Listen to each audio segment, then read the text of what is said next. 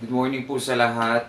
Time check is 3:15 a.m. in the morning. Ayoko po sana gawin to pero kasi hindi po talaga ako mapalagay. Ilang araw na akong tagal ko na po gustong ilabas. Gawin po to.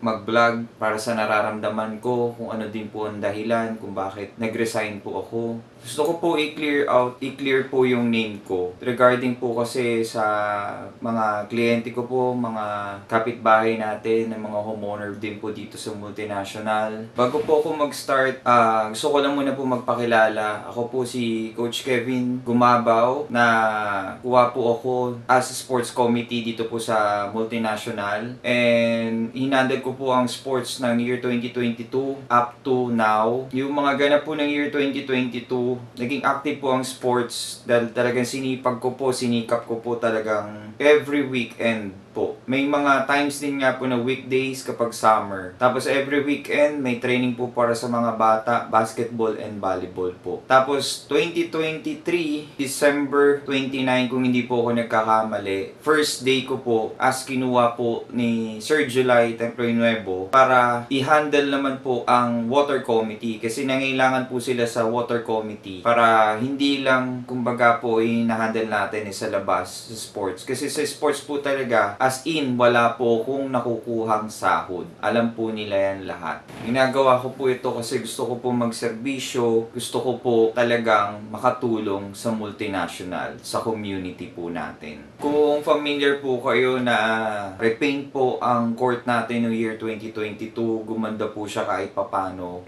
Talagang sinikap ko po kasama ng mga players ko. Kami po ang unti-unting bumira o nag-repaint nung basketball court po natin dito sa multinational. Ulti po yung walling, yung mismong stage, lahat. Naka-documented po yun, naka-vlog. Mapapanood din nyo po dito sa channel po na to. Pasensya na po kayo kung hindi ko po ito pinagdamot sa mga kabarangay po natin. Inopen ko po ito, hindi lang po sa mga homeowner po dito, kung hindi din po sa mga kapwa o kabarangay po natin dito.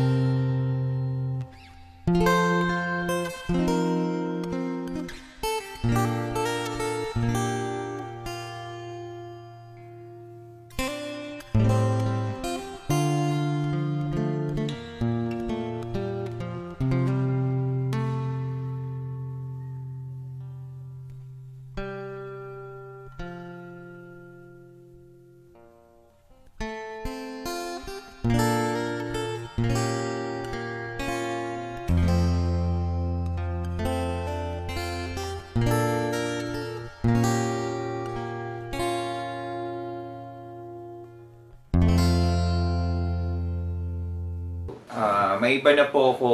Di bale, nung mismong January, nag-start po talaga ako. As dalawa na pong committee ang work po natin. Sa Water Committee and sa Sports Committee po. Sa tubig po, di bale, ako po nag-handle ng promissory note. Ako din po nagmo-monitor. Paperworks. Ako rin po ang pumufront. Nakikipag-usap sa mga may problema po sa tubig. Or meron pong mga concern sa tubig po. I'm sorry po sa mga kliyente ko na hindi ko naman po kayo talaga give up. Inano ko rin po yung sarili ko na wag muna po talagang mag-resign. Kaso talagang toxic na po. Sobrang hindi ko na po kinakaya. Actually, noong January, ang saya-saya ako dahil more pa akong makakatulong sa mga tao.